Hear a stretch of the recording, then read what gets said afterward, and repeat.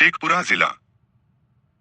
British सरकार ने घोषणा की थी कि विभाजन की प्रक्रिया निर्धारित करने और भारत और पाकिस्तान के बीच सीमा रेखा निर्धारित करने में सिख समुदाय के हितों पर विशेष ध्यान दिया जाएगा।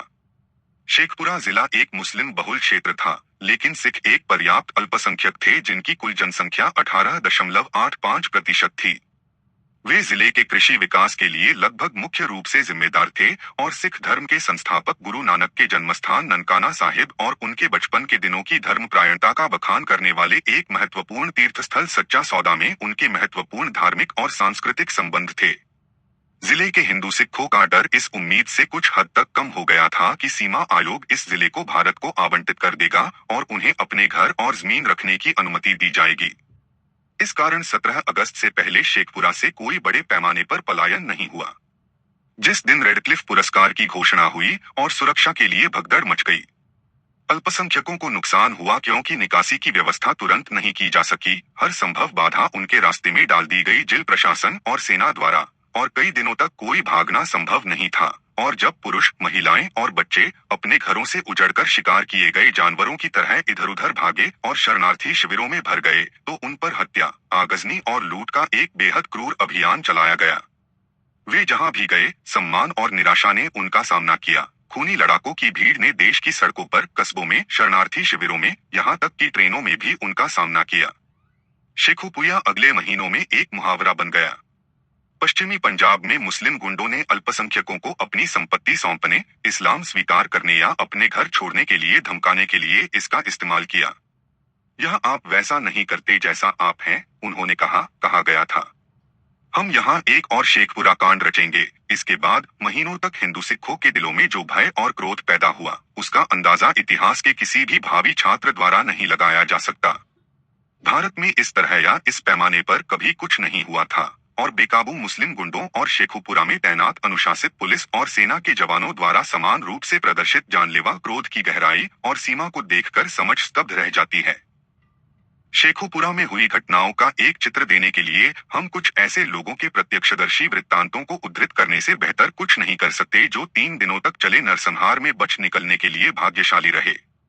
ये कथन ईमानदारी और अतिशयोक्ति न होने के आधार पर चुने गए हैं। इनमें से पहला बयान शेखुपुरा के सिविल सर्जन द्वारा दिया गया था। उपायुक्त C.H. डिज्नी अगस्त 1947 के महीने में ज्यादातर शेखपुरा से बाहर थे। वे ननकाना साहिब में डेरा डाले हुए थे। अतिरिक्त जिला मजिस्ट्रेट पीर करम शाह PCS श्री डिज्नी की अनुपस्थिति में जिला मुख्यालय में प्रशासन के प्रभारी हुआ करते थे। पीर करम शाह उच्च रक्तचाप के मरीज हैं और मुझे उनसे रोजाना सुबह और शाम मिलना पड़ता था, क्योंकि घटनाओं का क्रम उन्हें हमेशा चिंतित रखता था और उनमें उच्च रक्तचाप के लक्षण दिखाई देते थे। इन यात्राओं ने मुझे उन लोगों के संपर्क में आने के कई अवसर दिए जो हिंदुओं और सिखों के कत्लेआम को नियंत्रित और आदेश देते थे। ऐसी ही एक यात्रा के दौरान लगभग 1 अगस्त को अतिरिक्त जिला मजिस्ट्रेट को एक नहर टेलीग्राम मिला कि सिखों ने वास्तव में जोयनवाला नहर कॉलोनी पर हमला किया था और वहां रहने वाले मुसलमानों में स्थानीय वकील और मुस्लिम लीग के अध्यक्ष मोहम्मद अनवर भी शामिल थे। अतिरिक्त जिला मजिस्ट्रेट और मोहम्मद अनवर के बीच आनन फानन में एक परामर्श हुआ। सेना और पुलिस को जोयनवाला भेजा गया और बाद में अतिरिक्त जिला मजिस्ट्रेट के घर लौटकर रिपोर्ट दी गई कि ऐसा कोई हमला नहीं हुआ था। उपविभागीय अधिकारी नहर ने यह सोचकर कि नहर कॉलोनी मुख्यतः मुस्लिम है, घबराहट में वह तार भेजा था। मोहम्मद अनवर ने अतिरिक्त जिला मजिस्ट्रेट को बताया कि मुस्लिम लीग के स्वयंसेवकों ने 4 सिखों को, जो पूरी तरह से हिंदू और सिख आबादी वाले गांव कोटपिंडी दास जा रहे थे, पूरी तरह से हथियारों से लैस देखा था। मोहम्मद अनवर का मानना था कि जब तक कड़ी कार्रवाई नहीं की जाती, पूरे जिले में मुसलमानों की जान खतरे में है। इस पर सेक्शन 30 के मजिस्ट्रेट अहमद शफी, जो वहां मौजूद थे, अचानक भड़क गए और कहा कि बहुत निकट भविष्य में जिले में कड़ी कार्रवाई की जाएगी। मैं इस टिप्पणी से स्वाभाविक रूप से चिंतित था, क्योंकि लगभग 10 हिंदू और सिख राजपत्रित अधिकारी शेखपुरा में बिना किसी साधन के फंसे हुए थे। शेखपुरा छोड़ने की सुविधा प्रदान करने के लिए डिप्टी कमिश्नर से एक लंबा प्रतिनिधित्व किया गया था। इस प्रतिनिधित्व के साथ अत्यंत अशिष्टता से व्यवहार किया गया। वास्तव में हमें बताया गया कि भारत में कई मुस्लिम राजपत्रित अधिकारी फंसे हुए हैं और उनकी प्रतिदिन हत्या की जा रही है। हमने पाकिस्तान जाने के लिए अथक प्रयास किए, लेकिन चूंकि हमारे चारों ओर घेरा बहुत हल्का था, इसलिए शेखपुरा से बाहर जाने वाले सभी वाहनों, मोटर कारों, तांगों, साइकिलों आदि को 20 अगस्त को अतिरिक्त जिला मजिस्ट्रेट की लिखित अनुमति के बिना रोक दिया गया था। लोग गुजरांबा जिले और उसके ग्रामीण इलाकों से शेखपुरा शहर में आ रहे थे क्योंकि शेखपुरा को पाकिस्तान में सबसे सुरक्षित जगह माना जाता था। इससे शहर में भारी भीड़भाड़ हो गई। एक और उल्लेखनीय बात यह है कि 21 अगस्त से मुस्लिम शरणार्थी शेखपुरा पहुंचने लगे थे। उन्होंने अपनी पीड़ा के बारे में उन्मादी कहानियां सुनाई। मुस्लिम लीग के स्वयंसेवक और पीसीएस अहमद शफी मेरी उपस्थिति में भी जल्द ही मदद का वादा करते थे। मुस्लिम लीग के अध्यक्ष मोहम्मद अनवई से अतिरिक्त जिला मजिस्ट्रेट या मजिस्ट्रेट हमेशा सलाह लेते थे जब जिले की खराब स्थिति पर कोई सम्मेलन होता था। वास्तव में वे हिंदू सिखों के विरुद्ध की जाने वाली कार्रवाई के बारे में निर्देश देते थे। उपायुक्त प्रमुख CH डिज्नी 24 अगस्त को ननकाना साहिब वापस आ सकते हैं और शेखपुरा जिले में अशांत परिस्थितियों के बारे में तरह तरह की अफवाहों के बीच शहर में कर्फ्यू लगा दिया गया था। शाम 6 बजे से सुबह 6 बजे तक। यह पहला मौका था जब शहर में कर्फ्यू लगाया गया था। हालांकि शहर में मुस्लिम लीग और सिख आंदोलन चल रहा था। लोगों ने इस खबर को एक अपशकुन के रूप में लिया। 21 अगस्त से लाहौर और वल्लुपुई के बीच चलने वाली ट्रेनों में हिंदुओं और सिखों को चाकू मारा गया था। शेखपुरा रेलवे स्टेशन पर चाकू मारने वाले सक्रिय थे। लगभग 12 हिंदुओं और सिखों के अज्ञात शव चाकू या गोली के घावों के साथ सुबह जांच के लिए भेजे गए थे। स्वाभाविक रूप से लोगों ने इस कर्फ्यू आदेश को उनके विनाश का संकेत माना और यह सच साबित हुआ। 25 अगस्त को लगभग 2 बजे शहर में आग लग गई।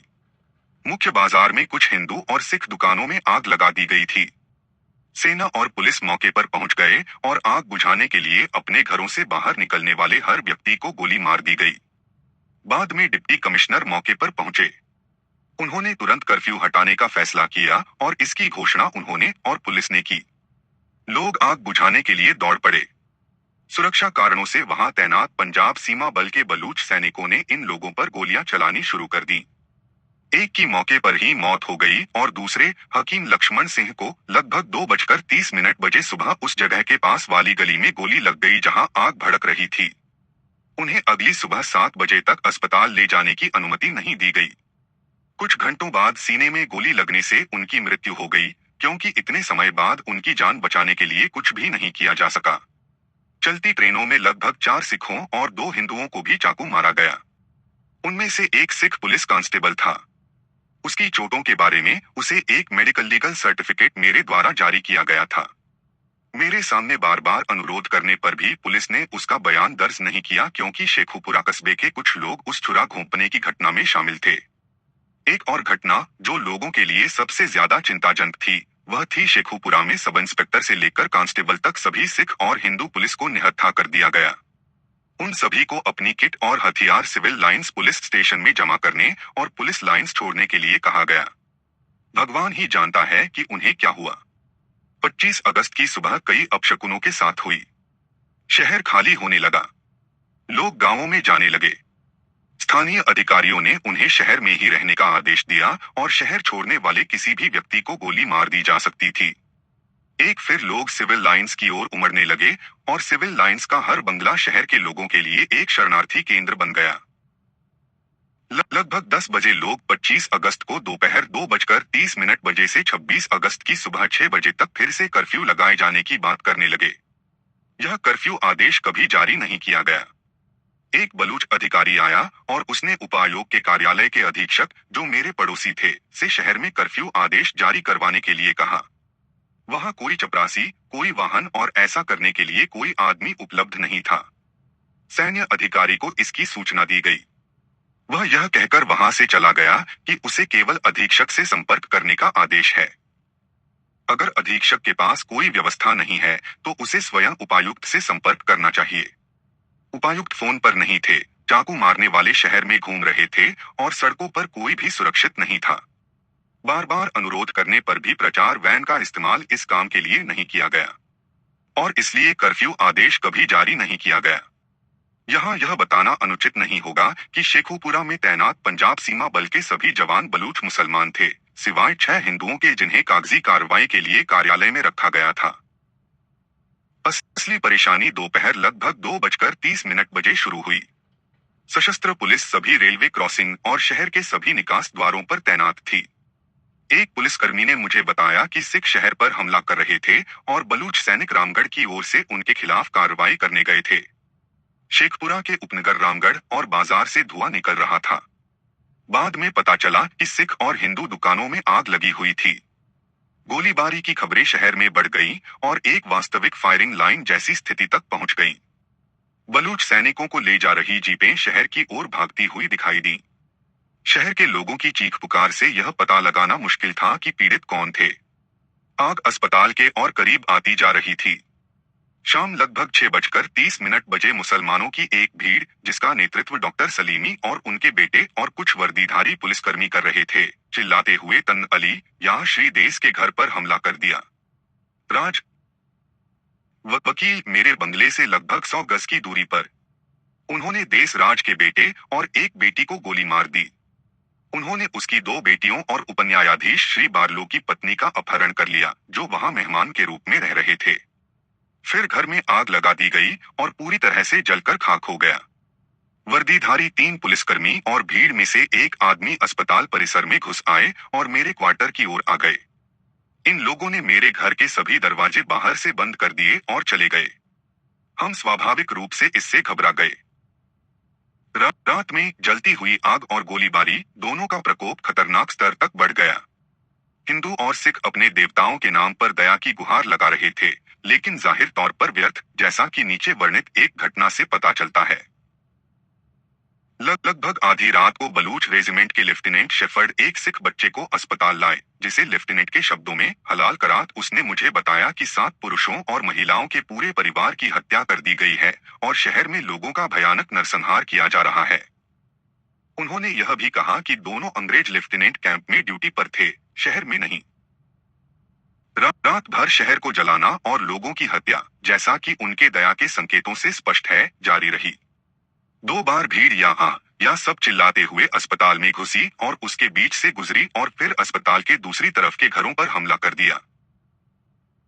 जलते हुए टायरों और गोलियों की तड़तड़ाहट के बीच 26 अगस्त की सुबह हुई। रात होते होते पुराना शहर, रामगढ़, मम बाजार और आसपास के इलाके पूरी तरह से जलकर खाक हो गए। 26 तारीख की सुबह पुलिस ने घोषणा की कि चावल मिलों को शरणार्थी शिविरों के रूप में चुना गया है और पुलिस को कठिन परिस्थितियों में सुरक्षा के लिए वहां जाना चाहिए, क्योंकि सेना और पुलिस वहां उनकी रक्षा करेंगे। 26 तारीख को गोलीबारी सबसे ज्यादा गुरु नानक में हुई थी। पीरा अस्पताल से सटा एक इलाका, यहाँ हमने देखा सबसे भयावह दृश्य और हिंदुओं और सिखों का सबसे संगठित कत्लेआम। तकनीक इस प्रकार थी। सबसे पहले बलूच सैनिक और पुलिस आए और सड़क पर या घरों पर मौजूद हर किसी पर गोली चलाई। उनके पीछे पीछे कियोस्क के डिब्बे, तेल आदि ले जाने वाले लोग थे। ये लोग पेट्रोल या मिट्टी के तेल में चिथड़े भिगोते थे और घरों की ओर चल पड़ते थे। जब घरों में आग लग जाती थी तो ये साथी या तो सड़क पर निकल आते थे जहां सेना उन्हें ले जाती थी, या वे आसपास के घरों में घुस जाते थे और इस तरह भीड़भाड़ पैदा कर देते थे। विशेष इलाकों में यह विशेष रूप से लिपिक प्रतिष्ठान के सरकारी क्वार्टरों में हुआ। फिर पत्थरबाजों को इन घरों पर छोड़ दिया गया। इन लोगों ने कुल्हाड़ियों और हथौड़ों से दरवाजे तोड़ दिए और कैदियों, पुरुषों और महिलाओं का कत्लेआम किया और अपनी नजरों में आने वाली लड़कियों का अपहरण कर लिया। जो कोई भी भागने की कोशिश करता, वह बलूचियों और पुलिसकर्मियों की गोलियों का शिकार हो जाता। इस प्रकार घर खाली करने के बाद पूरी आबादी को छोड़कर लुटेरों ने पुलिस वालों की नाक के नीचे घरों में तोड़फोड़ शुरू कर दी। लगभग 10 बजे गुरु नानकपुरा इलाके में मोर्टार की आवाज सुनाई दी। कुल मिलाकर हमने लगभग 10 मोर्टार की आवाजें सुनी। चूंकि गोलीबारी अस्पताल के और करीब आ रही थी और लोग हमारी नाक के नीचे मारे जा रहे थे, इसलिए हम अस्पताल के एक्सरे विभाग से जुड़े अंधेरे कमरे में छिप गए। यह सबसे सुरक्षित जगह साबित हुई। वहां अंधेरे कमरे में छिपते हुए हमने हिंदू और सिख बच्चों की करुण पुकार सुनी। मुस्लिम भीड़ ने उन्हें मार डाला। एक बच्चे की हालत तो बेहद दिल दहला देने वाली थी। लगभग 2 बजे हमने चीख सुनी, मेरा गला मत काटो, मेरा गला मत काटो, तुमने मेरे माता पिता को पहले ही मार डाला है, मुझे अपने साथ ले जाओ। वह हमसे लगभग 20 कदम दूर अस्पताल के बरामदे में मारा गया। अस्पताल का एक रसोइया, जिसका नाम गोपाल था, सबसे सख्त और सबसे भरोसेमंद नौकर होने के नाते अंधेरे कमरे से बाहर रहने और हमें सतर्क क्षणों में यह बताने के लिए तैयार हो गया कि बाहर क्या हो रहा है। अगर उसे हमसे बात करनी होती तो पासवर्ड था शेख साहब, उसने बीच बीच में 3 बार चिल्लाया। जब तक वह ऐसा नहीं करता, डार्क रूम में हम में से किसी को भी जवाब नहीं देना था। लगभग दोपहर 3 बजे शिवपाल ने हमें चेतावनी दी कि सैनिक अस्पताल में हैं और अस्पताल परिसर में कुछ बच्चे मारे गए हैं। वह थोड़ी देर बाद लौटा और बताया कि मेरे घर को लगभग 50 सैनिकों ने घेर लिया है। यहाँ गोपाल को एक विचार आया। उसने सैनिकों को बताया कि मैं और डिस्पेंसर कुछ नौकरों के साथ अस्पताल से किसी गांव जाने के लिए निकले हैं और भीड़ ने हमें ढूंढ लिया है और हमारी हत्या कर दी है। गोपाल ने कहा कि हमारे शव खेतों में पड़े हैं। वह डरा हुआ था, लेकिन अपनी कहानी पर अड़ा रहा। थोड़ी देर बाद अस्पताल में गोलीबारी की आवाजें तेज हो गईं और हथगोले फूटने की आवाजें आने लगीं। गोपाल ने बाद में हमें बताया कि सेना ने मेरे घर पर हमला किया था और उसे खाली पाकर उन्होंने अस्पताल के मरीजों से अपना बदला लिया। यहाँ अस्पताल में 8 मरीज हैं, सभी हिंदू और सिख हैं। मुसलमान एक दिन पहले ही चीन से चले गए थे। इनमें से कोई भी मरीज 27 अगस्त को जीवित नहीं था। गोपाल ने बाद में मुझे बताया कि OI अहमद शफली, PCS और KS डकार हुसैन पुलिस अधीक्षक अस्पताल परिसर में 2 घंटे तक मौजूद रहे और पुलिस को निर्देश देते रहे, खासकर मेरे घर पर। अस्पताल में गोलीबारी लगभग शाम 6 बजे बंद हो गई। 111 घायलों की कराह, जो अपने अंतिम चरण में पहुंच रहे थे, अस्पताल के चारों ओर से सुनाई दे रही थी। हम 27 तारीख की सुबह तक डार्क रूम में रहे। सेना द्वारा अस्पताल लाए गए सभी घायलों ने हमें बताया कि उन्हें बलूच सैनिकों ने गोली मार दी थी या 25 या 26 तारीख को मुस्लिम भीड़ की मौजूदगी में उन पर पत्थर फेंके गए थे। उन्होंने मुझे यह भी बताया कि बलूच सैनिकों ने हिंदुओं और सिखों को चावल मिलों में सुरक्षा के झूठे बहाने से इकट्ठा किया था। इन लोगों को इन जगहों पर पाकर सेना ने पहले उनसे अपना कीमती सामान सौंपने को कहा और फिर बेरहमी से उन्हें मार डाला। हिंदू और सिख सैन्य बल 27 तारीख को पहुंचे और हमने राहत की सांस ली। घायलों की संख्या बढ़कर 400 इंडोर मरीजों और लगभग 200 OPD मरीजों तक पहुंच गई। इनके अलावा हर तरह की नग्नता में महिलाएं और युवतियां भी थीं। यहाँ तक कि सबसे सम्मानित परिवारों की महिलाओं को भी इस सबसे भयानक अनुभव से गुजरने का दुर्भाग्य झेलना पड़ा। एक वकील की पत्नी जब अस्पताल आई तो उसके पास लगभग कुछ भी नहीं था। पुरुषों और महिलाओं की हताहतों की संख्या लगभग बराबर थी। लगभग 100 घायल बच्चे हताहतों में शामिल थे। बलूच पैरा ट्रूप्स पहली बटालियन के कमांडिंग ऑफिसर लगभग दोपहर के समय अस्पताल आए। मैंने उनसे बात की।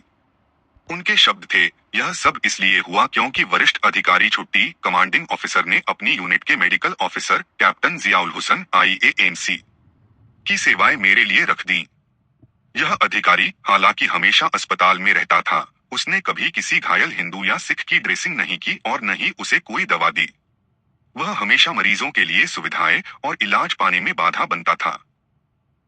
अंत में मुझे यह दर्ज करते हुए गर्व हो रहा है कि मेरे बच्चों और सिविल लाइंस के लगभग 600 शिक्षित हिंदुओं और सिख पुरुष और महिलाओं की जान कुछ असाधारण गैरजिहादी मुसलमानों के प्रयासों से बच गई, जिन्होंने अपनी जान जोखिम में डालकर भी उन्हें अपने घरों में शरण दी। चावल मिलों में जो हुआ, उसे एक प्रत्यक्षदर्शी ने निम्नलिखित शब्दों में बताया है।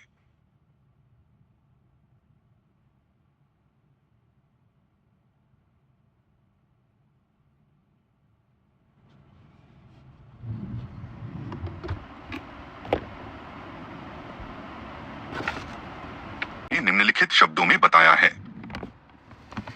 26 अगस्त को सुबह लगभग 7 बजे मैं सरदार आत्मा सिंह की मिल पर पहुंचा।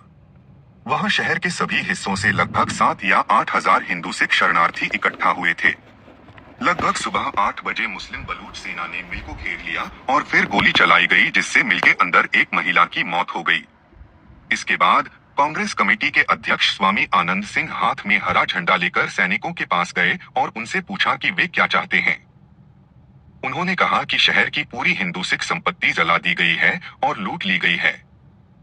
सैनिकों ने 26,000 रुपए मांगे, जो दे दिए गए। इसके बाद एक और गोली चलाई गई और एक आदमी मारा गया और स्वामी आनंद सिंह के दोबारा अनुरोध करने पर उन्होंने और 1200 रुपए मांगे, जो भी दे दिए गए। लेकिन इसके बाद उन्होंने हमसे कहा कि वे सभी शरणार्थियों की तलाशी लेना चाहते हैं और हमें बाहर आ जाना चाहिए और जो भी अंदर रहेगा उसे गोली मार दी जाएगी। सभी 7 या 8 हजार शरणार्थी बाहर चले गए और फिर उनसे कहा गया कि वे अपनी सारी नकदी और कीमती सामान छोड़ दें। स्वामी आनंद सिंह ने दुर्भाग्यपूर्ण शरणार्थियों को इस मांग का पालन करने की सलाह दी। कुछ ही समय में मौके पर 7 या 8 मन सोने का ढेर इकट्ठा हो गया और लगभग 30 या 40 लाख रुपए जमा हो गए। यह सारा धन सैन्य कर्मियों ने छीन लिया। फिर उन्होंने शरणार्थियों में से युवा लड़कियों को चुनना शुरू कर दिया। लेकिन जब ऐसा हो रहा था तो स्वामी आनंद सिंह ने विरोध किया, जिस पर उन्हें गोली मार दी गई। उसके बाद मुस्लिम बलूच सैन्य कर्मियों में से एक ने एक युवा लड़की का अपहरण कर लिया और सभी हिंदू सिख शरणार्थियों की उपस्थिति में उसके साथ छेड़छाड़ करने लगा। यह असहनीय हो गया और एक युवा हिंदू ने बलूच सैनिक पर हमला कर दिया। इसके बाद सभी बलूच सैनिक शरणार्थियों पर टूट पड़े और जब शरणार्थियों की अग्रिम पंक्तियां खड़ी हो गईं, तो हिंदू सिखों ने अपनी इज्जत बचाने के लिए उनकी युवा लड़कियों को मारना शुरू कर दिया। इस बीच शरणार्थियों पर गोलीबारी जारी रही और लोग मौके पर ही तड़पने और मरने लगे। मैं एक पेड़ के पीछे जमीन पर लेट गया। कुछ देर बाद यह देखकर कि बचना असंभव होगा, मैं वहीं उन्मादी मनस्थिति में रहा। मैं खड़ा हुआ और गोलियों की बौछार के बीच बगल की दीवार को बंद कर दिया और दूसरी तरफ गिर पड़ा। इस दौरान मेरे सिर और मेरे शरीर के नीचे गोलियों की बौछारें पड़ी रहीं। पैर और मैं कल्पना भी नहीं कर सकता कि मैं कैसे जिंदा रहा।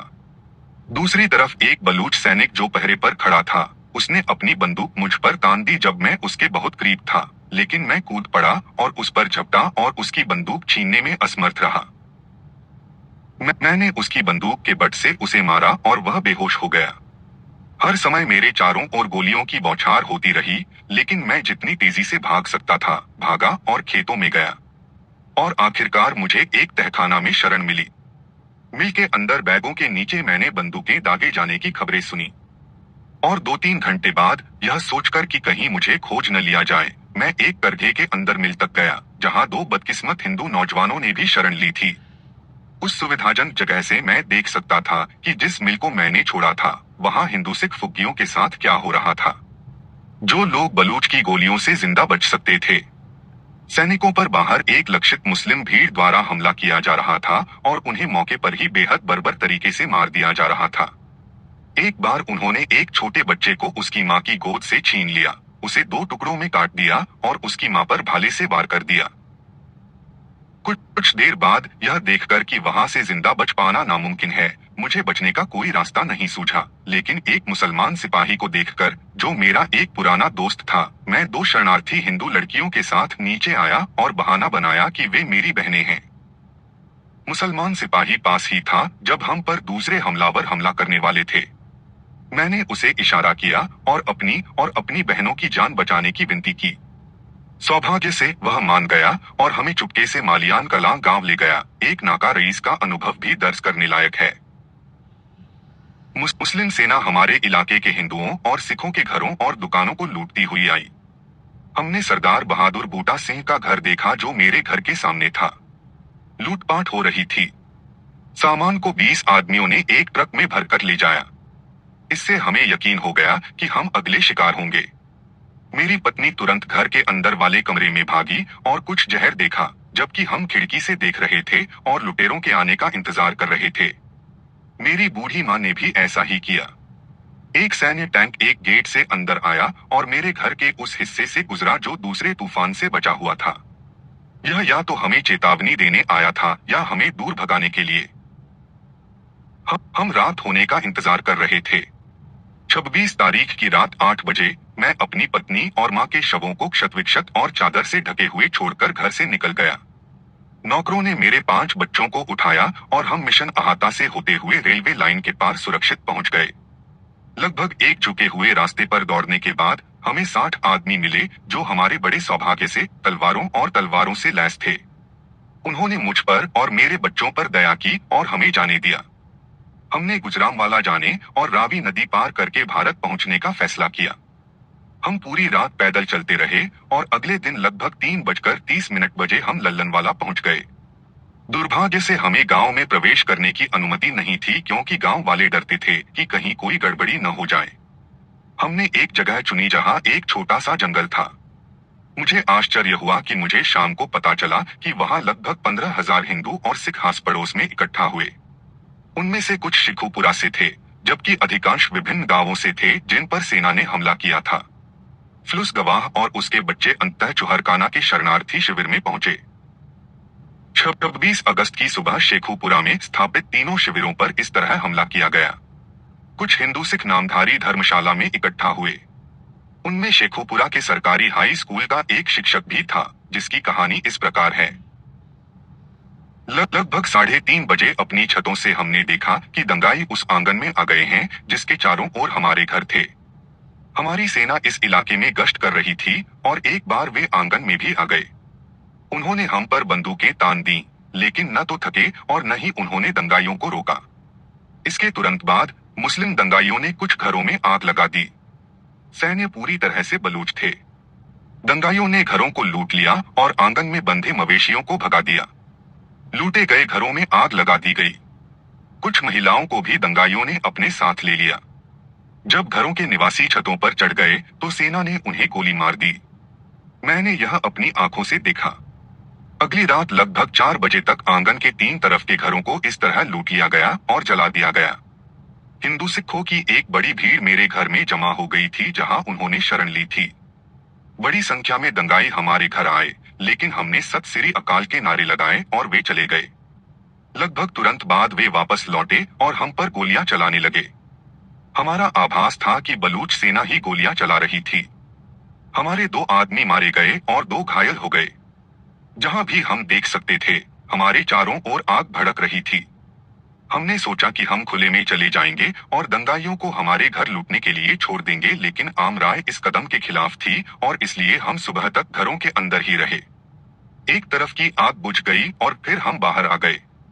हम सेना से मिले जिन्होंने हमें बताया कि हमारे लिए वहां से चले जाना सुरक्षित है। हम वहां से चले गए और कुछ ही देर बाद हमें गोलीबारी की खबर मिली। मैंने नामधारी धर्मशाला में शरण ली जहां लगभग 1000 हिंदू सिख जमा थे। सुबह 9 बजे लगभग 60 दंगाई लगभग 20 सैनिकों के साथ पहुंचे और हम पर गोलीबारी शुरू कर दी। दंगाई लगभग 18 इंच लंबी और 3 इंच व्यास वाली लोहे की नली जैसी चीजें लिए हुए थे। मुझे बताया गया कि इस उपकरण का इस्तेमाल बम या ग्रेनेड फेंकने के लिए किया जाता है। दंगाई तलवारें लिए हुए थे, लेकिन बंदूकें नहीं। गुरुद्वारे के छोटे से कमरे में हम इतने ज्यादा थे कि हम मुश्किल से सांस ले पा रहे थे। कई लोगों ने अपनी पत्नियों और बेटियों के सिर काट दिए और उन्हें कुएं में फेंक दिया। हम इस कुएं से पानी नहीं ले सके क्योंकि बाल्टी नीचे नहीं जा रही थी। कुआं खून से भर गया। थोड़ी देर बाद हमें बाहर आने को कहा गया और धर्मशाला के आंगन में बिठा दिया गया। यह सेना ही थी जिसने यह आदेश दिया था। उन्होंने हमसे कहा कि हमारे पास जो भी कीमती सामान है उसे दे दो, और हम में से हर एक ने जो कुछ भी उसके पास था उसे बांट दिया और फिर हमें एक एक करके श्मशान घाट भेजा गया जो धर्मशाला के पास था। वहां हमने सैकड़ों शव पड़े देखे। हमें श्मशान घाट के अलग अलग स्थानों पर पंक्तियों में और छोटे छोटे समूहों में बैठाया गया। तभी दंगाई तलवारों और अन्य हथियारों के साथ वहां आ धमके और हमें मारने के लिए तैयार हो गए। हमने इन लोगों से हमें इस्लाम में परिवर्तित करने के लिए कहा, लेकिन उन्होंने मना कर दिया। वहां कोई सैनिक नहीं था। वे गुरुद्वारे के प्रांगण में हमारा कुछ कीमती सामान लेकर चले गए थे। कई सिखों ने अपने सिर नंगे कर दिए और दंगाइयों से अपने बाल काटकर उन्हें इस्लाम में परिवर्तित करने के लिए कहा, लेकिन उन्होंने कहा कि वे हिंदू सिखों के खून के प्यासे हैं। इसी समय एक हवाई जहाज हमारे सिर के ऊपर से गुजरा और हमने पगड़ी, कपड़े या महिलाओं के घूंघट लहराकर संकट का संकेत दिया। दंगाइयों ने हम पर सामूहिक हमला नहीं किया। वे हम में से कुछ लोगों को श्मशान घाट के पास एक घर के पीछे ले गए और उन्हें मार डाला। यह लगभग दोपहर 2 बजे। मैं यह नहीं कह सकता कि हम में से कितने मारे गए। हमने घर के पीछे से चीखें और चीखें सुनी। कुछ देर बाद दंगाई चले गए और धर्मशाला में लौट आए। वहां भी हमें सैकड़ों लाशें पड़ी मिली। मैं यह नहीं कह सकता कि ये उन लोगों की लाशें थीं जो मूल रूप से धर्मशाला में थे या उन्हें बाद में मारने के लिए वहां लाया गया था। वहां कोई दंगाई या सेना दिखाई नहीं दे रही थी। हमने अफवाहें सुनी थीं कि दंगाई चुहरकाना में लूटपाट और आतंक फैलाना चाहते थे। यह सोचकर कि यह भागने का एक अच्छा मौका है, हममें से लगभग 40 लोग पड़ोसी गांव में भाग गए। लगभग 100 लोगों का एक दूसरा दल थोड़ी देर बाद अंधेरा होने पर निकला। मैं इस दल में था। हम मुख्य सड़कों से नहीं बल्कि चावल के खेतों से होकर गए। हम उस रात लगभग 10 बजे 3.5 मील दूर एक सिख गांव रंजीत कोट पहुंचे। गांव के ठीक बाहर हमें लगभग 40 मुसलमानों का एक समूह मिला। वे खंजरों और तलवारों से लैस थे और उन्होंने हमें बताया कि सभी सिख और हिंदू पहले ही जा चुके हैं। उन्होंने देखा कि हम में से कई घायल थे। इन मुसलमानों ने हम पर हमला नहीं किया। उन्होंने हमें बताया कि वे हमें खाना नहीं दे सकते क्योंकि बहुत देर हो चुकी थी और हमें सलाह दी कि अगर हमें अपनी जान की परवाह है तो हम चले जाएं। जैसा कि मैंने पहले ही कहा है, हम लगभग 100 की संख्या में थे, लेकिन हमारे पास किसी भी प्रकार का कोई हथियार नहीं था। हमारे साथ महिलाएं और बच्चे भी थे। हम दूसरे गांव के पास पहुंचे, लेकिन वहां से हमें गोलीबारी की आवाजें सुनाई दी। हमने रात एक गीले जुते हुए खेत में बिताई। सुबह हम मिर्जा के पास एक गांव गए। इस गांव के आसपास मैंने देखा कि एक खाई खोदी गई थी जो जाहिर तौर पर सुरक्षा के लिए थी। यह खाई पानी से भरी हुई थी। मैंने कई अन्य गांवों के आसपास भी ऐसी ही खाइयां देखी, जिनका मैंने अगले कुछ दिनों में दौरा किया। मैं अपनी पत्नी और बेटी के बारे में पूछताछ करने के लिए गांवों का चक्कर लगा रहा था। इस दौरान मुझे कोई पुलिस या सेना नहीं मिली। हिंदू सिखों का बड़े पैमाने पर एक आम आंदोलन था। लोग गांवों में आ जा रहे थे।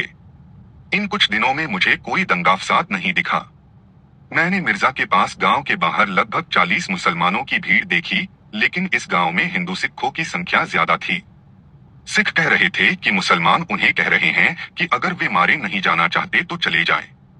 लगभग 60 लोगों का एक दल था, जिनमें हिंदू और सिख दोनों शामिल थे, जिसका नेतृत्व एक डाकू बहादुर सिंह कर रहा था, जिसने हमारी रक्षा करने की पेशकश की। इनमें से कुछ लोगों के पास हथियार भी थे। हम लगभग 1000 लोग थे और बहादुर सिंह ने हमें साथ बैठने को कहा और कहा कि वह जब तक जिंदा रहेगा हमारी रक्षा करेगा। हम अलग अलग गांवों में जाते थे और सिख लोग हमें खाना देते थे और हमारी सेवा करते थे। फिर हमने सुना कि शेखुपुरा और सच्चा सौदा के पास शरणार्थी शिविर खोले जा रहे हैं। मैं सच्चा सौदा के शिविर में गया। रास्ते में मुझे चींटियों की तरह चलते हुए लोगों की भीड़ मिली। वे अपने घर छोड़कर शरणार्थी शिविरों की ओर जा रहे थे। सच्चा सौदा में लगभग 1.25 लाख शरणार्थी थे। उनके लिए उपलब्ध एकमात्र भोजन गेहूं और चना था, जो प्रभारी अधिकारी द्वारा वितरित किया जा रहा था। लोग आसपास के खेतों से गन्ने ला रहे थे।